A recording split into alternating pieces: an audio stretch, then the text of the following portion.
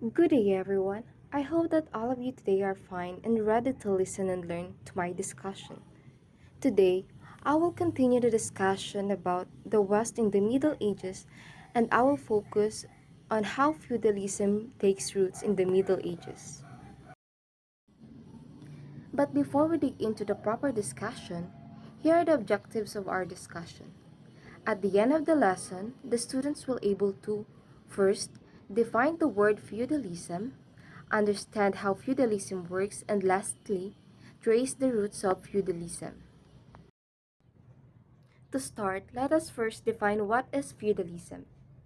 Feudalism was the system in 10th to 13th century European medieval societies where a social hierarchy was established based on local administrative control and the distribution of land into units or what they called fiefs. Then a landowner or lord gave a fief along with a promise of military and legal protection in return for a payment of some kind from the person who received it or what they called vassal. The payment of the vassal to the lord typically came in the form of feudal service, which could mean military service or the regular payment of produce or money. Both lord and vassal were freemen, and the term feudalism is not generally applied to the relationship between the unfree peasantry and the person of higher social rank on whose land they labored. To sum it up, feudalism in the Middle Ages was a strict hierarchical system based on land being exchanged for military service and allegiance to the king under oath. And in feudalism, the fief is the land granted and all that comes with it such as houses, peasants, and etc. While the vassals are the freemen or the person in the lower status who hold a fief given to them by their lord. Now let's talk about how feudalism works.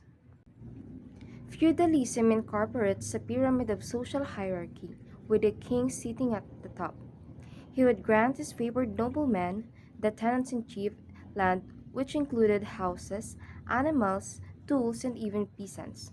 In exchange, the tenants-in-chief would swear an oath of allegiance to the king, along with the supplies of soldiers and money. This forms the first and second tiers of the feudal pyramid.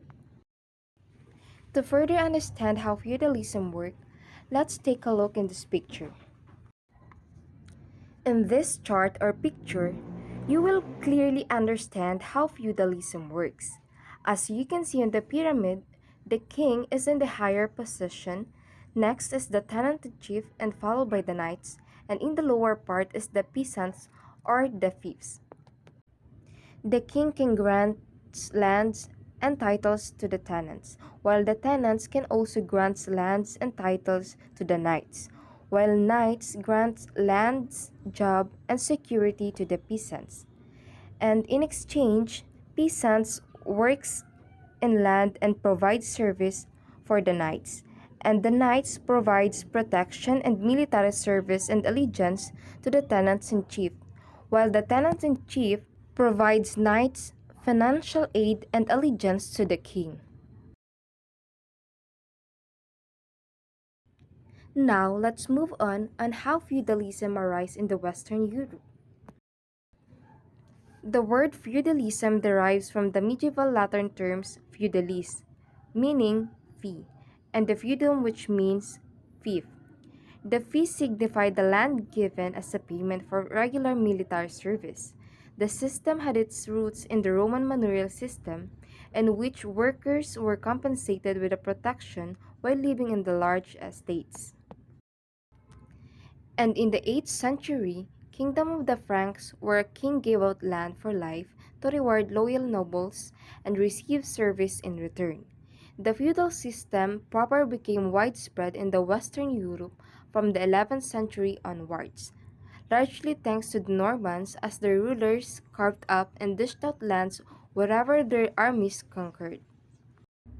As you can see in this timeline of significant events in the Middle Ages, feudalism begins in the 11th century.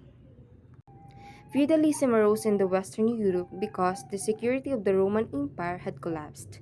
Individual warlords seized local lands, and there was no way to control all the regions. Feudalism brought over by the Normans to England over the structure that could protect the country while bringing control to each local area.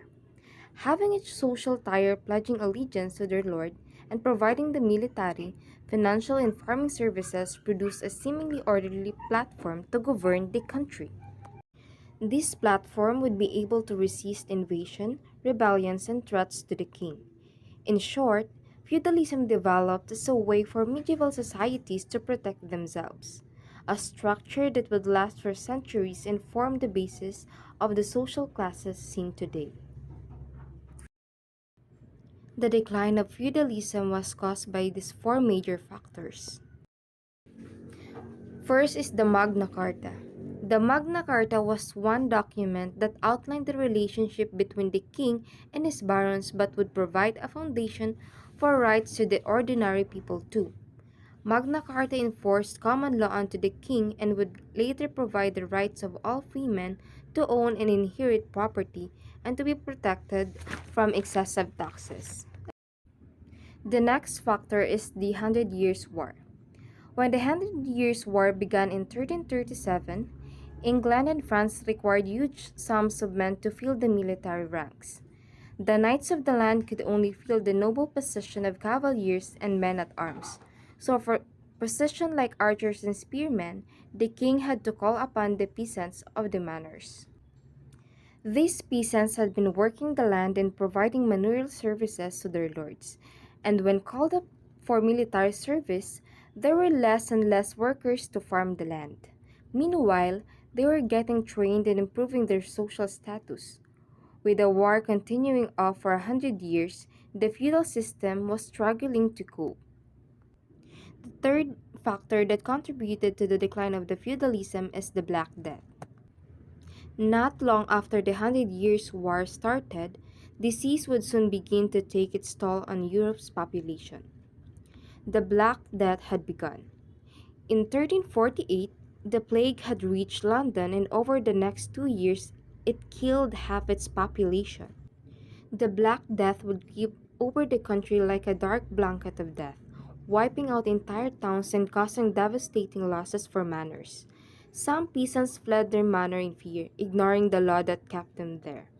Feudalism was struck another blow with fewer and fewer people around to form the strict hierarchy of the system.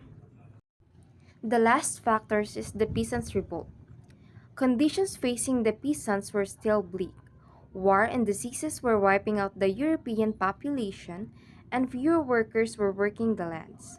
When the demand for the work remains and the supply of the workers falls, their perceived value rises. However, the knights and barons did not change working conditions in the line with these rises. The inevitable had to happen, and the peasants revolted. Uprisings occurred in the second half of the 14th century, and the famous Peasants' Revolt in 1381 became a major date for the abolishment of peasantry. King Richard II managed to defuse the revolt but would later reinstate serfdom.